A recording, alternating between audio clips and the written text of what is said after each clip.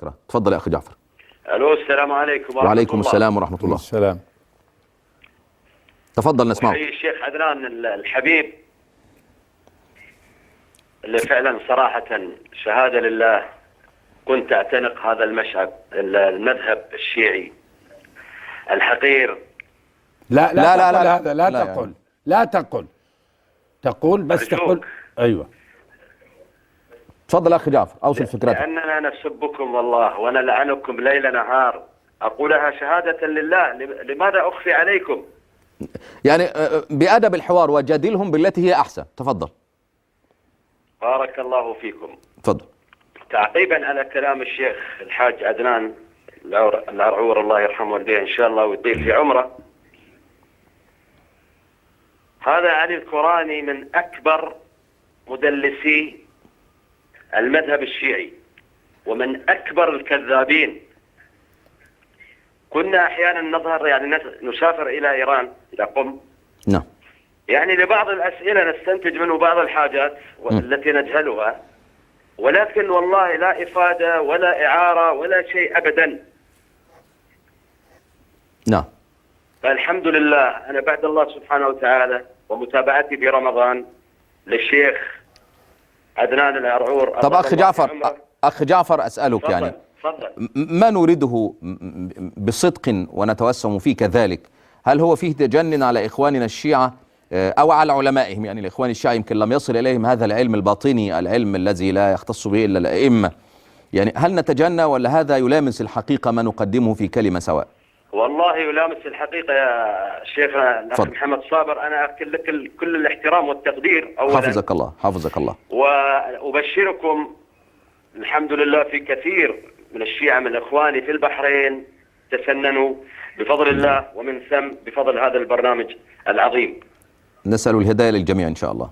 والله العظيم صدقني بالله يعني، والحمد لله مثل ما تفضلت عوام الشيعة والله ما يعرفون شيء غير اللطم واللعن والحج إلى كربلاء وتقبيل الحسين وقبر الحسين وما شابه. نعم. والله دائما هم لعن وشعن وسب فيكم يعني. يا أخ نريد جعفر. منك جعفر، تفضل. نريد منك نصيحة. أحبك في الله يا شيخ عدنان. أحبك الذي أحببتني فيه، وأسأل الله عز وجل أن يثبتك وإيانا ويهدي السنة والشيعة إلى الحق. نريد نصيحة مختصرة للإخوان الشيعة ونصيحة كذلك للإخوان السنة باختصار. إخواني الشيعة أن يتقوا الله حق تقاته، وأن يصلوا الفروض الخمس المفروضة عليهم، وأن يتركوا مصحف فاطمة ويتلوا القرآن الكريم.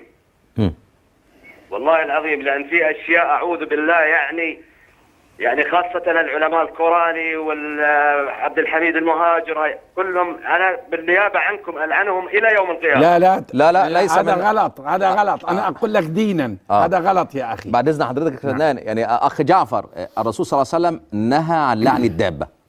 شوف تخيل أهل السنة والجماعة، الرسول صلى الله عليه وسلم يعني لما تكون راكب دبتك سواء كانت حمار أو حصان أو فرس أو غير ذلك وضايقتك وصارت في طريق غير الطريق، نهى النبي يعني ما تقولهاش الله يلعنك، نهى النبي عن لعن ذلك عن الدابة. أنا هسألك سؤال بس، هسألك سؤال بعد إذنك يا أخي جعفر، يعني تقسم بالله على الهواء مباشرة أننا لا نعرفك ولم نتصل بك وأنك كنت شيعيا وتسننت، لأن الإخوة الشيعة طبعا هيمسكونا يعني زي ما بيقولوا في مصر هنا، يحطونا لبانة في بقهم ويقعدوا يقولوا ده تمثيل وبيمثلوا علينا والحاجات دي.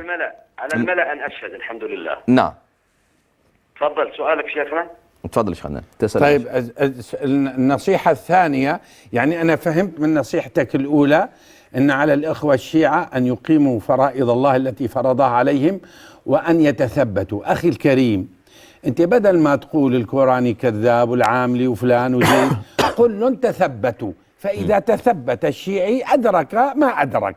يعني أنت الآن ينبغي أن تكون أسلوبك أرق من أسلوبي وأسلوب غيري، لأنك أنت كنت كذلك.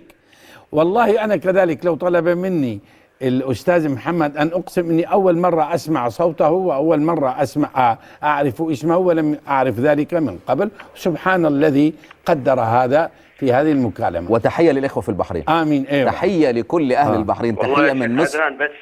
نعم تفضل. أهل البحرين معروفون. أنا لا أذم ولا أسب، ولكن هذا قهر في قلبي من زمان. كنت أسألهم في بعض المعلومات وخاصة عن القرآن، يعني اللي ما كان يفيدنا بأي حاجة. المهم اللي أريد أنصحك أخ جعفر، تفضل. أولا أن يكون أسلوبك أسلوب ناصح لا أسلوب شتم. يعني إذا قابلت شيعة ما بيجوز لك شرعا تقول لهم لعنة الله على القرآن كذاب، لا تقول لهم شو رأيكم نتثبت الحق مع هؤلاء أو لا هؤلاء. هكذا نصل إلى الحق. نصيحة هكذا أريدك، النصيحة لأهل السنة باختصار. تفضل. الحمد لله الذي وفقنا لكل ما يحبه ويرضاه، وأنا صدقني والله أحبكم في الله كثيرا. حبك الله الذي أحببتنا فيه. وأتمنى من إخوتي الشيعة أن يتفقهوا في القرآن الكريم ويتركوا مصحف فاطمة، وأن يصلوا. إيش قصة مصحف فاطمة يا أخ جعفر؟ ده سؤال، أنت كده دخلت في شغل يا شيخ. إيش قصة احكي لنا قصة مصحف فاطمة يا أخ جعفر. هم فاهمين، يعني ما يحتاج أخ محمد صابر، هم فاهمين كل حاجة. ولكن هو تعرف التدوير والتدليس والمراوغة هذا أسلوب فيهم، يعني في قلوبهم والله العظيم. نعم. طيب تحية أخ جعفر لإخواننا في البحرين، وأكررها من قناة صفا، لهم كل التحية ولهم كل التقدير ولهم كل الشكر، ولنا مشاهدين في البحرين يعني نتشرف بهذه المشاهدة، ونتمنى التواصل من البحرين ومن أهلها، ونقول لهم إن كل العالم السني معكم وبكم. شكرا لك الأخ جعفر من البحرين.